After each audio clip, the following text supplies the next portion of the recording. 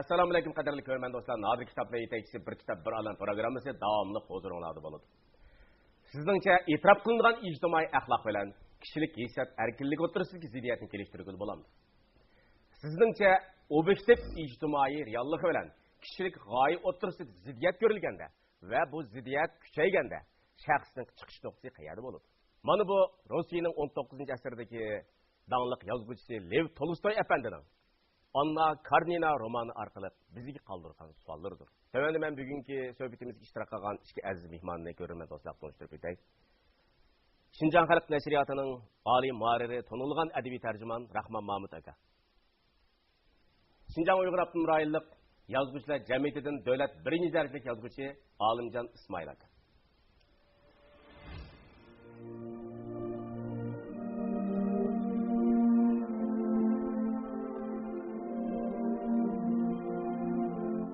Biz bilimiz Anna Karenina romanı Rossiyalik dаңlıq yazğıçı Lev Tolstoy'ninki dаңlıq nadir əsərinin biri. Bu əsər 1873 yıldan 1877 yılgacha arlıqda 4 yıl arlıqda yazılgan. Rahman kap sizmi bir qadam təcrübəlik tərcüman hamdı. Oldaqda şu əsər tərcüm qilish üçün burun çoxum mush əsərə münasibətlik. Şu davrga münasibət, Tolstoy yaşagan davrga münasibətlik. İctimai siyasi vaziyatga oid nurg'ulg'an materiallar izlangan bo'lishingiz mumkin hamda. Shunaqa. Siz mush asarninki mush asar haqida shunaqla mush asarning davr orif ko'rinishi haqida ko'rman do'stlarimizga biroz tushuncha berib o'tamiz. Bo'ldi. Ummayt qavasida Rossiyada bo'lsin, mayli Yevropada bo'lsin, biz jumladimi Tolstoy shunaqasini aytib. Tolstoyninki asarlari bo'libmi Anna Karenina dunyoda bir shuhrat bo'lgan asar bo'lgani uchun Anna Karenina tadqiq qilish. Anna Karenina'nınki qandaq bo'lib Anna Karenina Tolstoyning Anna Kareninaning yozib qolganligi va har xil tadqiqotlar berildi. Nurg'un tadqiqotlar yapıldı. Shu tadqiqotlarni yig'inchig'anda qandaq bir narsa asl bo'ldi ekan mening o'qigan materiallarimda o'zimning bilishimcha, tushunishimcha endi shu chaq endi 19-asrninki shu oxirgi davrlariga to'g'ri keldi-da. Keyinki 20-ga davrga.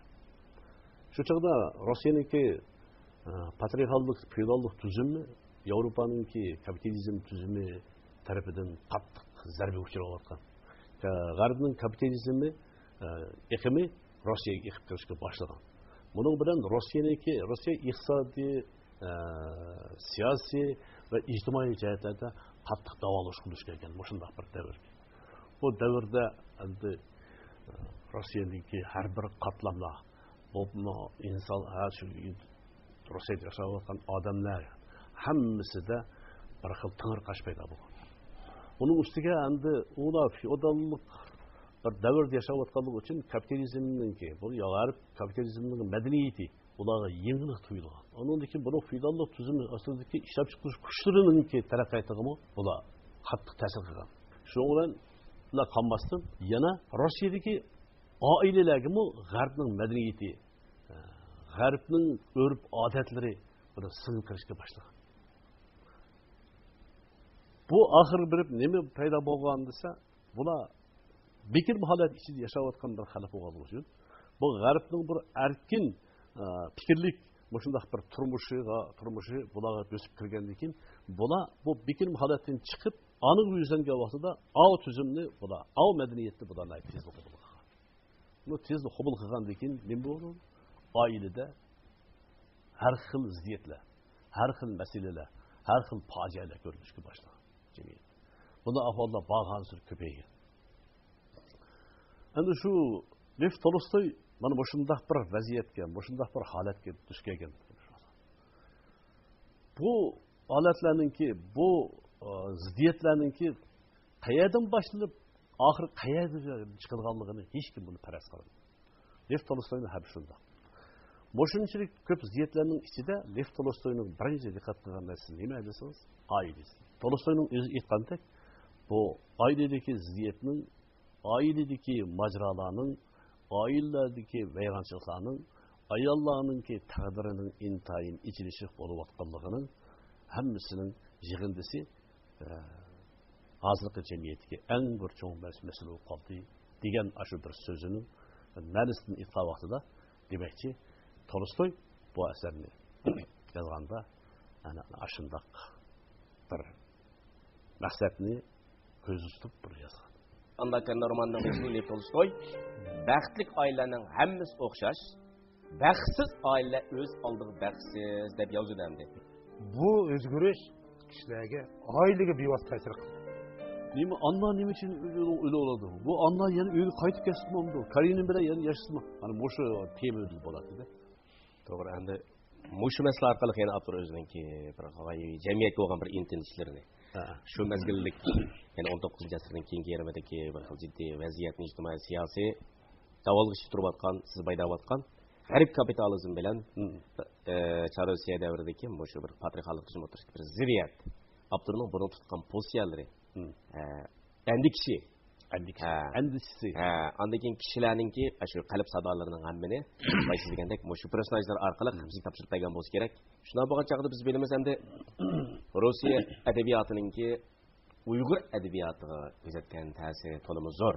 Alıncaga bo'libmi pishqadan o'ttir yosh adiblarimizga, adabiy tarjimonlarimizga Rossiya adabiyotininki ko'rsatgan ta'sirini biz chaqlay olmaymiz. Nurg'unlarimiz shundan badiiy zo'q olgan, undan ilhom olgan, undan har xil narsani biz o'rgangan endi. Ammo shu to'xtamga qaraganda siz tunji qatam shu Anna Karina romani bilan qachon uchrashgandingiz Alıncaga? Mening esimda turishcha shu 50-yillarning beshida. Biz shu o'rta maktabda o'qiyotgan vaqtlarim bu deyman meniki. Shu chaqlarda dastlab ko'rishganman. Anna Karina romanini shu chaqda ko'rgandim. Endi bu vaqtlarda biz yoshimiz kichik bo'lg'achqa uni to'liq yetib o'qishga g'alat emas. Har holda shu vaqtdagi o'qigan narsalarimiz hozirmi yana azroq ta'siri bor ularning. U Toshkent basmasi bo'ladi, Toshkent basmasi, Sharq haqiqat basmasi nashr qilingan. Men bu Anna Karinani şu 1961 yılı 8 sınıfta okuyatkan vaqtimda o'qigan. Bizning sınıfta shunday roman o'qish bir kunimiz bor, bir havas bor bizning sınıfning bolalari işte. Shu chaqda bizning sınıftagi bolalarmi hammamiz bu romanni kutubxonadan oriyat elib o'qib chiqdik. Hammamiz qator navbat o'ladi. O'qib chiqqandan keyin shu chaqdagi o'zimizning sabiy qarashlarimiz o'sha. Men shu vaqt 62-yil bo'lsa, 62-yil 17 yosh vaqtlarimda shu. 17 yosh vaqtlarimizdagi bizning fikrlarimiz çoğultu buludu. Anikede bir de eserlerden bolsa ya başka neslerden aldıgan behrimiz mi çeklik buludu. Şu özümüzün şu çeklik, çoğulta fikirlerimiz boyunca, özümüzün çençimiz boyunca bu Anna Karina sizde bizden ait çok mülahizelerini kılattık. Muşnun o'xshash mashhur eserler 50-yillarda bizning Uyg'ur adabiyotiga kirgan. Bunun kirishda mening shu vaqtdagi materiallardan ko'rishimcha 50-yili Mavjushi bir vakillar ömrünü başlap Moskvaga berip Cumhur Sovet dostluk şartnamasını imzalaydı. Bu vakillar ömrünün terkibinde bizning merhum rahbarimiz Seyfettin Efendim var. Seyfettin Efendim şu vaqtlarda Şinjanning ameliy ahvolini ko'z tutib, bu Sovet hukumatidan Muşu Şinjandagi Uyg'ur, Qozoq o'xshashmish millat, azonliq millatlar uchun bu shunday kitoblarni nashr qilib berishni teklif qildi. Demek bu teklif bizning hukumatimizning vakillariga yarab, Sovet hukumatimi buni qabul qilib, 50-yildan boshlab toki 60-yilning oxirigacha Sovet hukumati biz Şinjandagi Uyg'ur, Qozoq o'xshashmish azonliq millatlar uchun arab yozig'ida mushta bir kitoblarni nashr qilib berishni ular ustiga oldi. Nəhayət zo'r bir qo'shinni tashkillaydi bular. Yalnız Sharq nashriyat emas, Yangi hayot nashriyatim bor Olmaotadagi. Bu ikki nashriyat Şinjan uchun arab yozig'idagi mushtaq asarlarni, kitoblarni nashr qilishni ustiga oldi bular. Nəhayət zo'r xizmatni qildi bular. Buningdagi mush kitoblarning ichidan mutlaq ko'p qismi adabiyotga tayyorliq kitoblar. Romanlar, yani hikaye toplamları, povestlar, şiir toplamları, qatorliq mushlar narsalar bu adabiyotga oid kitoblar intayin zo'r salmoqni egallaydi. Yani shu vaqtlarda yashagan, hozir yashayotgan odamlar nihoyat aniq biladi. Shu vaqtlardagi kitobxonlarga kirsak, asosan mush kitoblar bo'ladi. Biz shu kitoblarni o'qigan. Endi har qanday yazgıcı mektepte edebiyat nazariyasını öğrenip yazgıcı bo'lishni natayın. Yazgıcılarning bizning beşimizde etken tecrübemiz şu. Yazgıcı çokum kitap okup, kitaptan ilham edip, anandaki yazgıcı olalaydı. Yani bizning aldığımızda ötken bizning münevver yazgıcılarımızın hemisi ana şundaq adamlar. Sen Ötkür Efendi deyimiz, Tiycan Elip deyimiz, Sordan Sabır deyimiz. Muşların hemisi kitap bilen, kitap okuş bilen yazgıçılık kirişken hem nurgun yaxşı eserlen yazgan. Şuna bu Sovet öz vaqtidagi Sovet hükümetinin bizge qilgan muşu yardımı neticesinde bizning Uyg'urda prozisi, popun Uyg'ur prozisi bunun aldı asasen yok diyerlik. Nəhayət yox deyərlik az, nəhayət az. Məsələn, şu vaxtlarda 40 neçə yıllarda, 40 neçə yıldan axırları şu Zununkamның bir neçə hikayeleri çıkan. Onundan başka bizim proz yazıcılarımız asasen yok aladı. Mana muşu kitaplarını köygəndən keyin, muşu kitaplar bilan uçraşqandan keyin bizning Uyg'ur adiblərimiz, həvəskarlarımız nəhayət zor tırışçılıqlar bilan muşu sağa kirib keldi. Hazır mana şu kıskığını bir yarım əsrdən alqıgan vaqt jarayonida bizde hatta bir neçə yüzlab romanlar çıktı. Muşların hemmisi de muşu kitaplarınki gösterken töpüsü daha zor dep aytdı.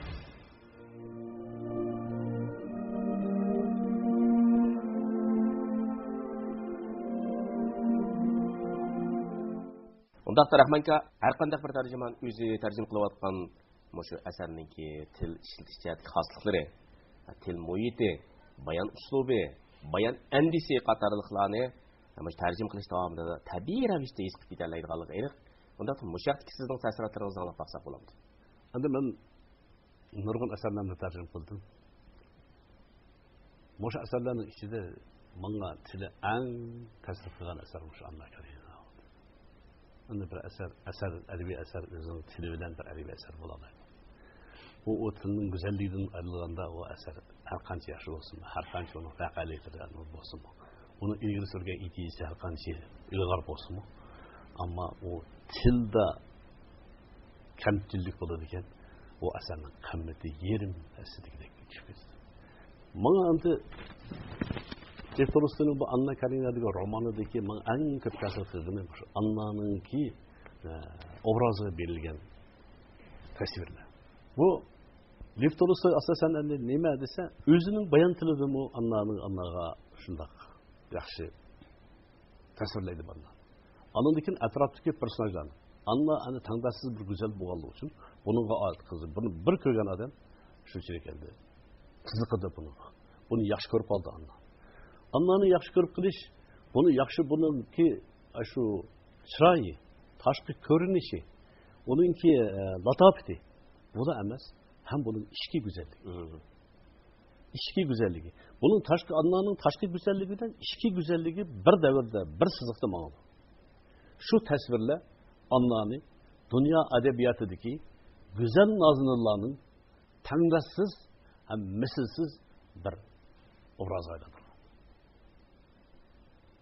Demek siz hem de şu tercih kılıç ana dilimizga şunu öğretiş davamında aslisiga bakrak sadık oldunuz mu? Yani biraz erkin tercih kılışını.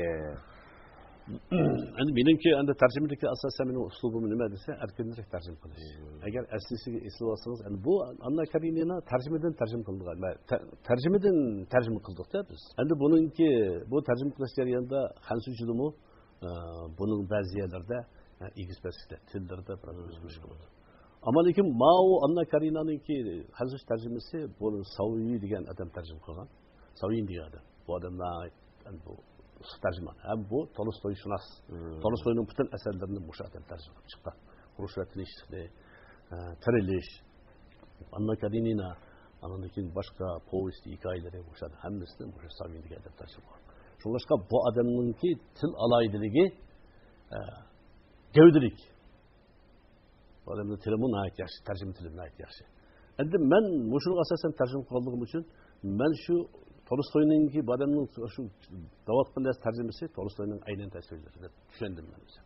Şunlaşka aynen tasviri Bunu ben şunu layık ettirip tercih kılışım. Bunu da ben ölü kaldı bunu tercih hatta istiyorsan herkes olmayı. Yani icadi tercih kılış gerek. Hem bunu erkerek tercih kılış gerek. Ama ben bütün vücudum bilen bu eserdi. Yani bu beni ellik men boyamı dedim. Bu Anna Karina'ya boğan tasviri, anda bu tilinin ötkürlüğü, tilinin güzelliği min alayda tasvir kalığı için ben şunu gidip kopar tercih kılmışsam olmayı. Aman nurgun izlendim. Benim önde bu Anna Karina'nın benim şu burundan tat edebi tercümeye kirişkenliğini tatıp benim üzerinde toplap gelip atkan bir sözlüklerim var.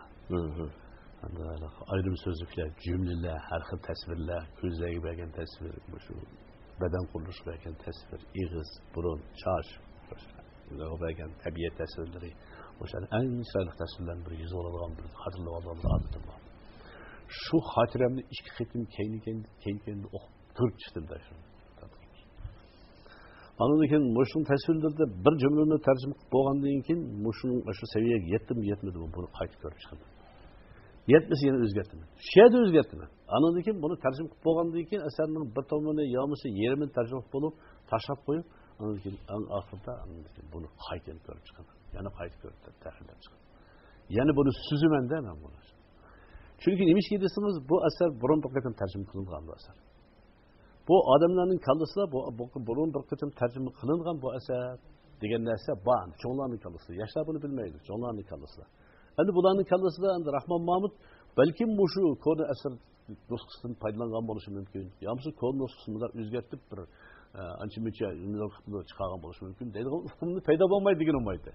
Şu için ben şunda hukumunu payda kılması için ben bu Anna Karina'ya yaman cık, acır kıldım, cık, tırıştı. Alsam 2 yıl tercih kılacağız bu romanı, he? 2 yıl az vaqt emas, bir gerek roman ne? Az vaqt emas. Bu adetki roman bulmalı için bununla andi, ben bayam degende ahla bir jariyallar vardı. Şunun için bunun yaman astaydil muamele kılsam. Şu mezgillik Endi hozir vaziyatni egallash kerak, ruhni egallash kerak, ideyani egallash kerak, Abdullah uslubni egallash kerak-da. Bu asar nashrdan chiqqandan keyin ba'zi kişiler bana özünü fikirlerini verdi. Bazı cümlelerde, bazı bir atalgılarda ketip kalgan yerlere. Dedi. Sonra ben bu eserini kayıt okup çıktım. Kayıt okup çıkandan keyin hakikaten ben bu eserde yeni yetersizliğinin bağlılığını onu tercümesinde. Bunun tasvirlerde yeni yetersizliğinin bağlılığını, yeni taze digendek çıkmagalığını özüm yüksek oldu. Eğer bu eser yani ikinci kıtım neşir olduğu olursa bu eserini yeni bir kıtım işleyemez. Elbette. Tolstoy 13 qitim o'zgartdi yerda sen 2 qitim boshqa Tolstoy Anna Karina'nı 13 qitim o'zgartgan. Demek endi men bu eserni şu boshqa bir büyük eserni tercüme qilgan ekanman. Buni ikinci qitim tercüme qilgan vaqtda albatta men yana bu tercümeni yana süzüşüm kerak dedi. Yani men ko'rib buni yetersizliklerini tuzib mükemmel bir eserga aylantirib mukammallashtirish kerak. Mukammallashtirish kerak. Qancha o'zgargansi shuncha mükemmellashadigan gap. Andaqdan mushu Anna Karina romanidagi o'zingizga yarg'an qurlarni ko'rman do'stlarga o'qib beramiz rahmat. Va bo'ladi. Mo'ynoqda bu shu Levinni degan bu ikkinchi liniyadagi, bilan Kitty ikkinchi liniyadagi bu personajniki Anna'nı kömüge vaqtida Anna'nın sızılgan resmini köge vaqtidagi bir hissiyatı bor. Ki Anna'nı köge vaqtida boshqa gap bor. Siz ko'ra oldingizmi endi Anna'ni? Kitobda Anna'ning siymasini siz ko'ra oldingizmi? Rasm oldida. Ha, rasmini ko'rdim. Obraz ko'rdim. Mening hozir Anna'nın ki ko'z oldimga keltirganim Leninning Rossiyaning bir rassomininki bir rasm bor. Namsız bir ayolniki. Bir ayolning bir paytunda o'tgan rasmi.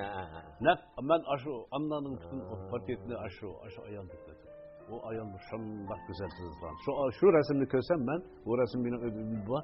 Şu ayolni ko'rsam Anna'ni ko'rgandek, Anna bilan so'zlashayotgandek bo'laman. Bu bunda deyildi. Uyda qalpoqliq yo'g'on lampa yilib turadi. Tamda yilib turgan yeni bir aks nurluq lampa, tamga uzunluğu isilgan bir ayol kishining cho'ng rasmini yoritib o'tirdi. Bu Anna'nın İtalya'da Mikhailov sızgan resmiydi. Levin ihtiyarsız o resmi harap kaldı. Oblonski şirminin keynigi üçü bilen tan gap qilayotgan erkakning ovozi to'xtab qoldi. Shu arliqda Levin chog'ning yo'riqida rampaning ichidan minib chiqayotganda ko'rinib ketayotgan o ayolning bu ajoyib rasmiga tikilib qolgan. Uningdagi zodini ko'zini uzalmay qo'yotdi. Hatto shu turqida o'zining nada turayotganligini unutib qolgan edi. Boshqalarning qilishayotgan gaplarini qo'liga kirmaydi. Bu qo'lda sızilgan rasm emas. Ba'ayni qo'l va mo'rlari yalang'och. Üstünü sel yumuşak seyrek tip baskan, levleride bilmez tebessüm oynap durgan, kişini allakanda hıyallarga saldırgan acayip çıraylık, tekebbür, lekin yani hissiyatlı bay, gözleri qarıgan adamga tikilip durganda görünüdügan, kunduzda kapkar büdür çaşları tozup durgan, tirik bir nazırının özeydi. O tirik değilmese, bu dünyada tirik yaşavatkan ayallarının içinde, onun da cezbedar sahip çalmam ayalını tapıp olmaydı. Demek onu ben tirik demesem, onun tek bir ayağını ben dünya tapanmayım. Vay vay, Allah'ım ben bir teşekkür ederim. Onun da iki anı geldi bu anla poyuzga özünü itavalgan diyor ki, şu anlamı şu çağda şu kıstığını bir arlıkta böyle bir oraya aldı. Mesela tügellemesi ki. O kızın somkısını çörüp taşlayıp beşini içine tıkıp özünün aldığının astığı attı. Ve şu dakika içinde yine orada durmakçı buluvatkanda müdürler koluğa tayınıp tızlandı. Ve özünün bu hareketini hayran kılıp, ben kayada nemi kuvvetimen, nemiş ki bunda kıldım da boylap, şu bir dakika içinde poyiz geldi, hep özünü attı, poyiz yetip gelip bunu yenciver kişisinin ağırlıkta buluvatkandı. Tızlandı ve özünün bu hareketini hayran kılıp, ben kayada nemi kılıvatimen, nemiş ki bunda kıldım da boylap, orundan durup özünü çek almakçı oldu. Lekin ülgürenmedi. Qandaqdır rahimsiz gayet zor bir narsa beşiği birini urib belidan yenjib o'tib ketdi. Ah Xudo, barliq gunohlarimdan kechgaysan dedi Anna. Bu o'limdan qutulishning mumkin emasligini bilgandan keyin. Paka bir dehqon bir bilan da bodong'ishg'ash relis ustida bir ish qilyotdi. Anna tashvish, aldamchilik, g'am qayg'u va razillik tasvirlari bilan to'lgan kitobni o'qiyotgan chog'larda yilib turgan sham o'zining nurini har qachonqidanmi yorqin chechib ilgiri qarang'ulik zulmetide yatgan barliq narsani uning ro'shan bir ko'rsatdi. De ondan charsildashga boshlab, asta ojizlashga boshladi. Oxirida abadiy o'chdi. Demak, Annaning o'limi uning xarakteri bilan ayni davrdagi 19-asrdagi Rossiya jamiyatidagi soxta axloq o'lchamininki muqarrar natijasiniki mas'ulida, shuni qurbonida jamiyatning qurboni.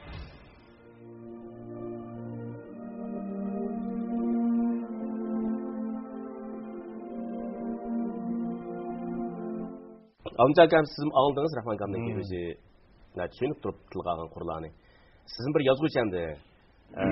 Mush qurlarni siz qanday tushundingiz? Rahman Kam mushu qurlarni tarjima qilgan vaqtda mushu asardagi ideyasiga, ruhiga, avtorning shu tilpa saytiga shunga olganmi sizningcha?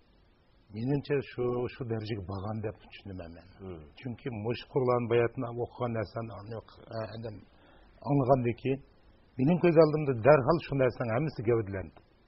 Şunçilik nazik, şunçilik inçike bunu, tabirleri, tasvirleri, şunçilik inçike verilgende, şuna bu narsa adamda ayacanlı bir hissiyat payda kıldı. Ben onu aşı aktörünün eseri demekçi bakan ben demesini, aksine iş bereligen tercümede. Bizning Uyg'ur tili orqali shuni bizga yetkazib beradigan deb tushunaman. Undaqda agarda siz mushuna bir ayol kishining o'zini shu poyezdning ostiga yetish masalasini tasvirlab qolsangiz, siz mushkil tasvirni beshini qanday boshlaysiz? Bu yerda Annani somkasini peqib cho'rdi deb boshlabdi olinjaga. Mushqurlarni siz tasvirlab qolsangiz, bir ayol kishining shu o'zini o'limga ishtirish oldidagi mushkil ta'siratini, mushkil harakatini siz qanday ta'sirlaysiz masalan? Buni endi bir o'rtaq bir narsa degili bo'lmaydi. Chunki har bir odam o'xshamaydi. Tasvirlanayotgan personaj o'xshash emas. Mayli u ayol bo'lsin yoki er bo'lsin, yosh bo'lsin yoki qari bo'lsin. Uning endi bu Anna bo'lsa, ana Tolstoy buni kitobning birinchi qismidan tortib buni ash darajaga keldi. Shuning uchun u somkasini tashlagan bir harakatni undan qo'shdi. Bu bunga yarışıdı. Ama ben kısam Mening tasvirliga bu ayol balkim uning qo'lida so'mka bo'lmasligi mumkin. Yoki u shu so'mka loyiq ayol bo'lmasligi mumkin. Hech bo'lmasa surat keltirib olgan bo'lsa. Eng bo'lmasa shunday bo'lishi mumkin. Buni endi hozir oldidan tasavvur nasligili bo'lmaydi. Shug'ul hissiyat siz qanday boshlaysiz deb aytgan endi bu o'lim oldidagi hissiyat degan bu nihoyat murakkab hissiyat bu. Bu intayin murakkab. Bir hayotning tugishi, oxirlashi. Bu hayotda o'zi bu nurg'un o'zi nimalar bilan, orzular bilan işte bir hayotni boshlab kelgan odam bu hayotni tuyuqsiz oxirlashtirish uchun buningdagi kurash, ruhiy kurash bu nihoyat cho'ng bir narsa bo'lib chiqdi. Buning kelgan vaqtida avtor, yozuvchi intayin astoydil, intayin nozik maydonda turib tasvirlash kerak. Nima uchun yaxshi yozilgan desangiz qarang. Bu odamlardagi bir xarakter, odamlardagi bir psixik holat nima desangiz o'zini men ba'zi asarlarni ko'rgan, ba'zi asarlarda shu o'zini o'ltirib olganning o'zining o'ltirib jini chiqish oldidagi ro'y holati tasvirlangan asarlar bor. Shu asarlarda shu o'zining qilayotgan burun bu nurg'un o'ynashlardan keyin o'sha qaror keladi u. Anlamı shunda. Anlamı nurg'un o'ynashlardan keyin eng oxirida berib poyizdansi bor. Poyizdansi shu poyizdning ostiga o'zini etilib o'tirishni maqsad qilib poyizdansi bor. Poyizdansi berib bu anla poyezdning shu nimada supisida u yoqdan bu yoqqa mangadi. Hatto bir qatim kelgan poyezd o'tkazuvdi anla. Eng oxiri kelolmay. O'tkazib bo'lgandan keyin anla. Eng oxiri qaror keldi. Bo'ldi, men endi hayotni kechdim men deb bayab harakat qildi. Lekin o'zi it bo'lib poyezd kelib buni yanjivatkichilikning bo'lgan arlig'ida o'zini o'tirib olmoqchi bo'lganlar qaroridan pushaymon qildi. Pushaymon-da.